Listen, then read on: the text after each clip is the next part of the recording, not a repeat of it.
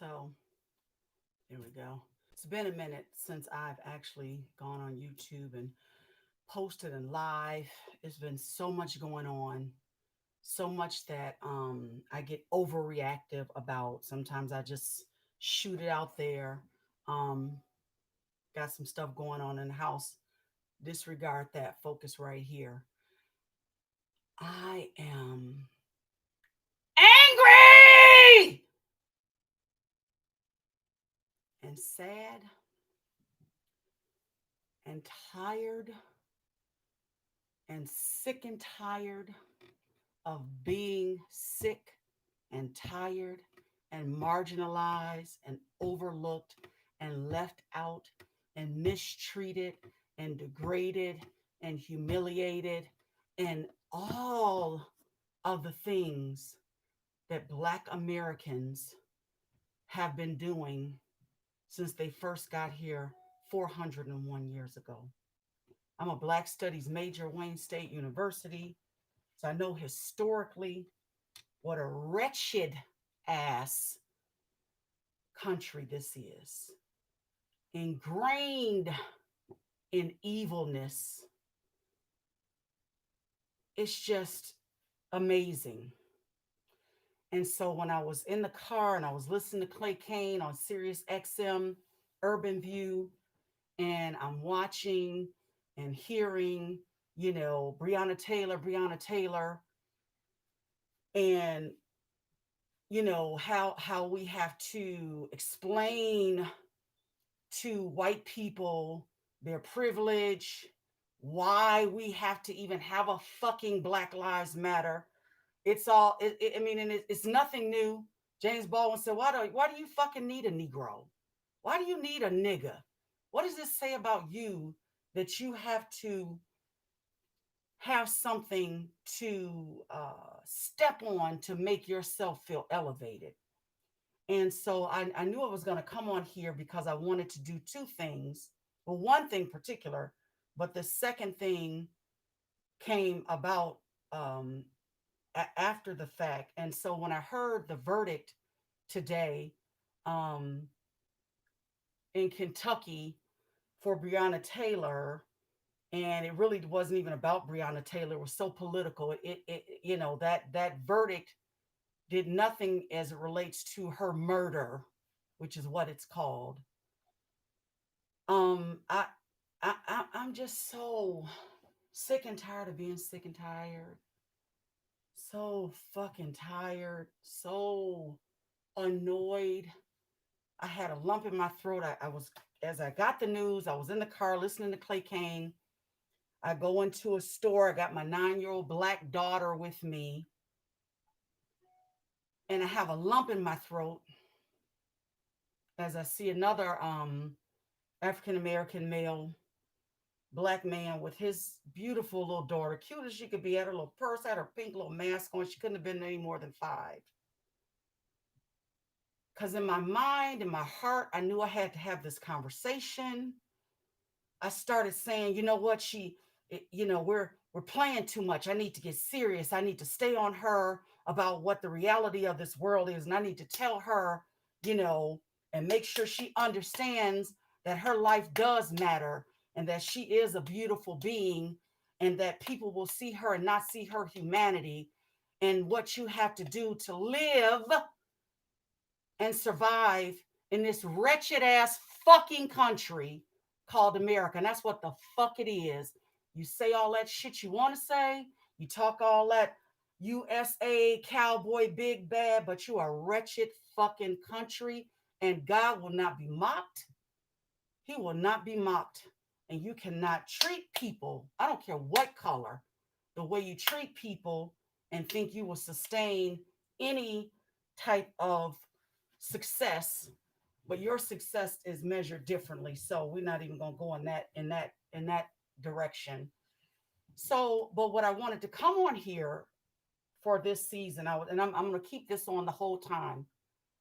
And the fact that we have to say Black Lives Matter because you refuse to see our humanity. You refuse to see our breath. You refuse to see our blood. All you see is our skin.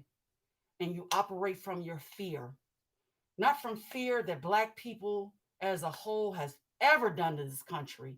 We've never done anything as a whole. What you fear is what you think should happen to you because of how you've treated them.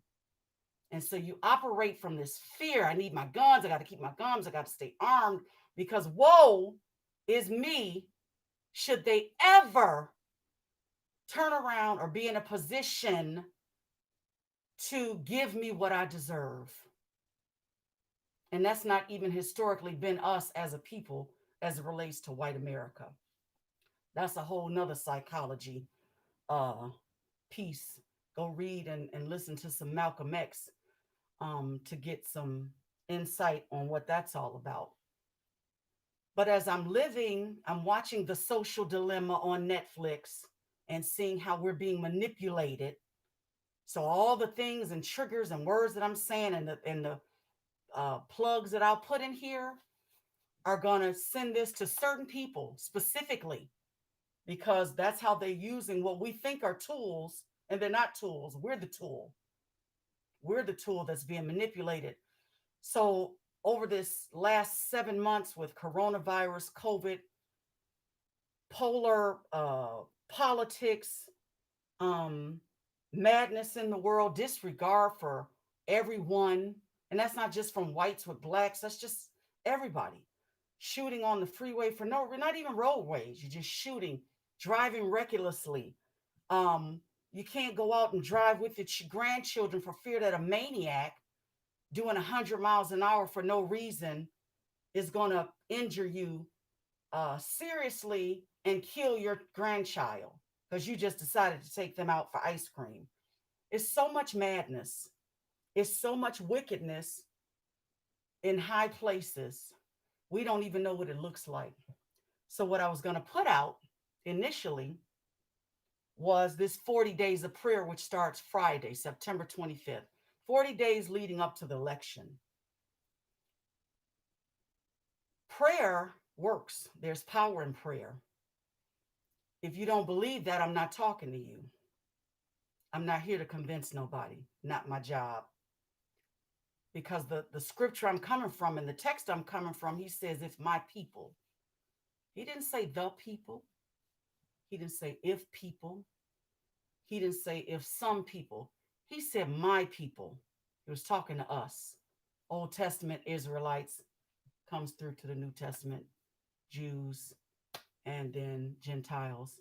But God, in the biblical sense, was talking to us. If my people would turn, humble themselves.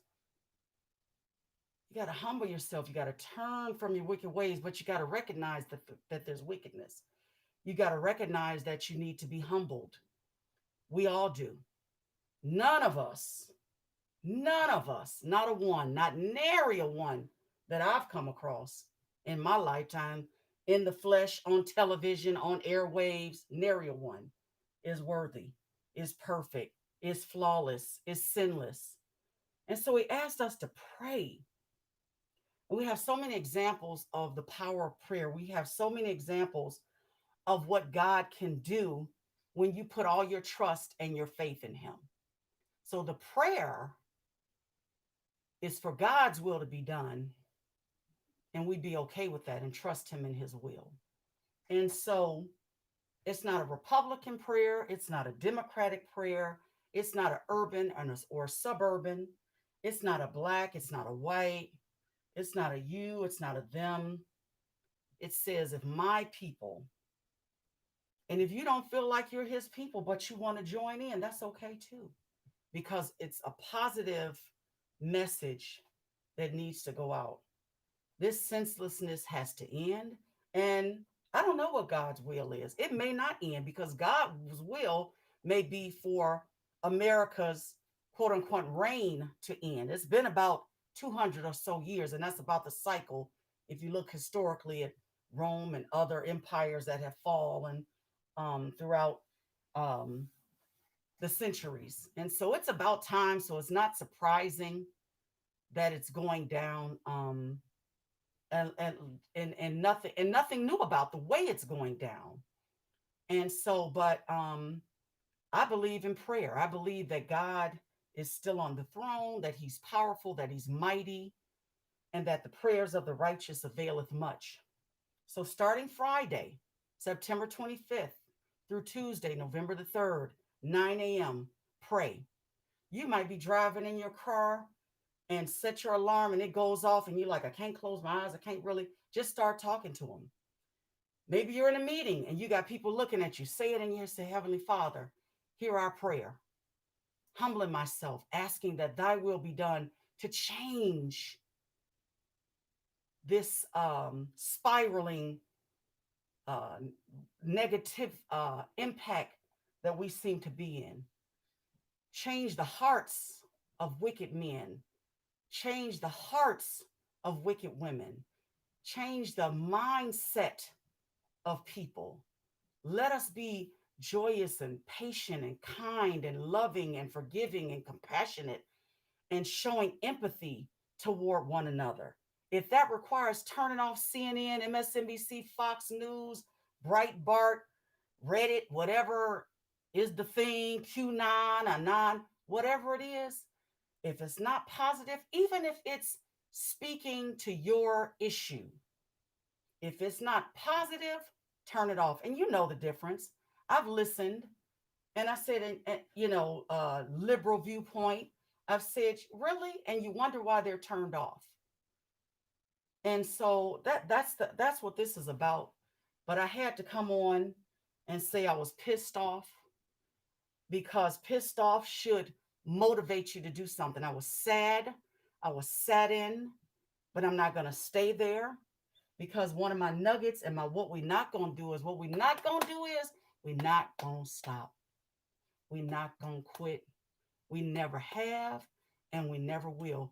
The little bit, whether you recognize and know historically from whence we've come as a people in this country, and whether you chalk it up as to why should I vote? We ain't got nothing, we ain't got nothing to show for it, or you know the real value of the vote and historically from whence we've come, and that what came out of that was 13th, 14th, 15th, that fight, 13th, 14th, 15th Amendment. You didn't fight for the Emancipation Proclamation, so get that shit out your head. 13th, 14th, 15th Amendment, Voting Rights Act, Civil Rights Act, fair housing. That's what we fought for. That's why you can say what you want to say. That's why you can watch whatever ratchet, whap shit you want to watch. That's why you can send your kids to the best schools or the raggedy ass schools, depending on what you want to do, because we fought for it. We fought for it. We fought our ways into the neighborhood. We fought our ways into the school systems. Whether you agree with it, where you say, assimilation was our downfall, whatever it is, that's what that vote got. That's what our fighting got. So what we not going to do is stop fighting. Here's the nugget. Support people that support you.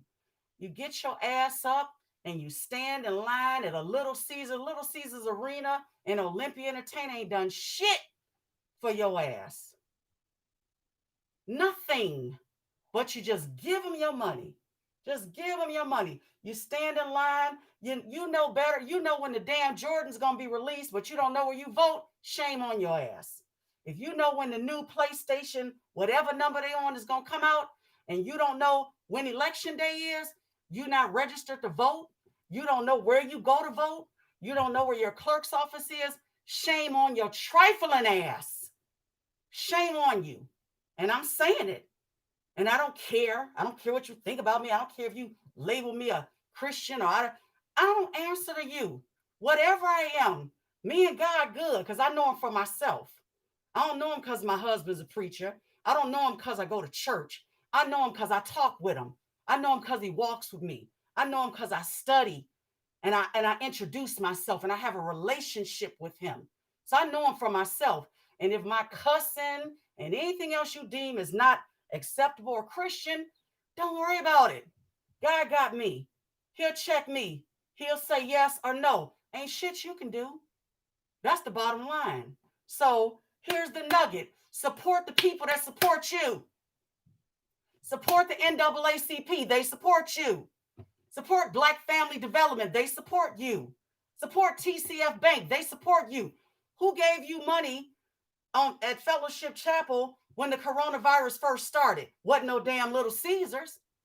Little Caesars ain't gave you a book bag. They ain't gave you a school supply. They ain't gave you a nothing but some damn $5 whatever. I don't support them. I don't eat that crap. So, but support people, businesses, organizations that support you, that support your community. Don't get angry and send a bunch of damn social media things. Get angry and educate your children. Get angry and get yourself involved. Get angry and make a difference so it stops happening. We stopped lynching. We stopped it. We fought for it. We stopped a lot of stuff. It ain't perfect, but it ain't what it used to be. You think this is bad? You couldn't handle slavery. You couldn't handle enslavement. So stop your bawling, your bullshitting, your caught up in all this nonsense, what you're looking like, what you're smelling like, who you're wearing, and you ain't doing nothing for yourself or your community. That's what season 2 is about. That's what my first thoughts are today. Tell somebody, do something. Let me tell you one last nugget. I don't usually go this long. It's a story. I don't know if it was about a real person. I'm gonna be real quick. My husband's told it. Basically, it was a black guy. This is back probably in enslavement times, and he was the guy that was um, doing the horse and carriage, and he had to be enslavement because back then black people couldn't even get on horses. Y'all saw Django. He was known for his whipping. Shoop, he could get a bug in the air. Pum, kill a fly. Oh, Jasper, whatever his name was, it probably wasn't his real name, probably what they named him. Jasper, show so and so how you kill that fly. Choop, he did. Choop. Then it was a big hornet's nest, a wasp thing coming up. They said, "Oh, wasp! Oh, Jasper, Jasper, look at that up ahead. Get that. Go in and get that wasp, that hornet's nest." And he said, "No, sir, I can't get that hornet's nest." He said, "What? Oh, sure you can, Jasper. You're the best in town. You can get them with your right hand and your left hand and just da da da da." He said, "No, sir, I can't get them." "Why you don't think you can get them, Jasper?" He said, "Because they's organized." Get organized. Get busy because we fight until we win.